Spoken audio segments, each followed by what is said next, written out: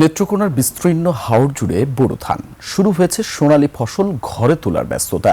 তবে কৃষকের হাসি অনেকটাই ম্লান, কারণ আগাম বৃষ্টি আর জলাবদ্ধতায় অনেক নিচু জমির পাকা ধান তলিয়ে গেছে পানির নিচে। মাঠ জুড়ে এখন ক্ষতির চিত্রই বেশি। নেত্রকোনা প্রতিনিধি মনোরঞ্জন সরকারের তথ্য ও ছবিতে desk report. Lily ultrasoft serum gel, যা গভীর থেকে স্কিনে দেয় 3 গুণ সিরাম হাইড্রেশন। সিরাম জেল হাইড্রেশনে ব্রাইট থাকো সব সিজনে। নেত্রকোনার মদন, মোহনগঞ্জ, খালিয়াজুড়ি ও বারহাট্টার হাড় অঞ্চলে দুলছে সোনালী ধান। দিগন্ত জোড়া মাঠে পাকা ধানের ঢেউ দেখে স্বপ্ন দেখেছিলেন কৃষক, কিন্তু সেই স্বপ্ন এখন ম্লান। একদিকে অতিবৃষ্টি ও জলাবদ্ধতা, অন্যদিকে জ্বালানি তেলের সংকট ও শ্রমিকের অভাব, সব মিলিয়ে ধান কাটায় তৈরি হয়েছে জটিলতা। মদন উপজেলার উচিতপুর গ্রামের কৃষক বাবুল মিয়া 4 একর এবং গোবিন্দশ্রী গ্রামের মোহাম্মদ জোসেফের 2.5 একর জমির পাকা ধান পানিতে তলে যেতে শুরু করেছে। এক সমস্যা হইল শ্রমিকের অভাব, আরেক সমস্যা তেলের অভাব।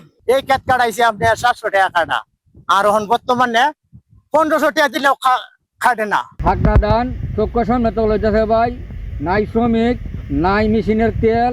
কৃষকের যে অনুদান আমরা তাদের চাহিদা মতো পূরণ করতে পারছি না। শ্রমিক ও জ্বালানি সংকটে দিশেহারা হয়ে পড়েছেন হাজারো কৃষক। বছরের একমাত্র ফসল ঘরে তুলতে পারাই এখন সবচেয়ে বড় দুশ্চিন্তা।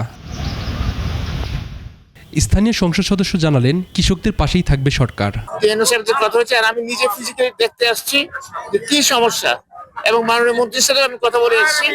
এখন এটাকে সংকটটা কিভাবে আসে, কাজ তো এখন শুরু হবে কাটাটা, এর মধ্যে ইনশাআল্লাহ তারা ব্যবস্থা নিব, চিন্তা করবেন না। কৃষি সম্প্রসারণ অধিদপ্তর বলছেন, বিকল্প ব্যবস্থায় দ্রুত ধান কাটার ব্যবস্থা করা হচ্ছে। এই সাইড আমাদের প্রতিনিধির সাথে কথা হলো, তারা কিন্তু বাইরে থেকে, অর্থাৎ আমাদের যে কৃষকের হাতে যে মেশিন গুলো আছে তার বাইরে কিন্তু তারা কিন্তু রেন্ট আকারে, অর্থাৎ ভাড়ায় কিন্তু কিছু কন্ট্রাক্ট বেসিস তারা দিবে।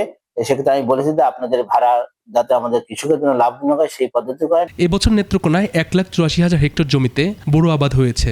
এর মধ্যে হাওর অঞ্চলে রয়েছে 42,000 হেক্টর জমি। Monowar Hossain, desk report, 21 television.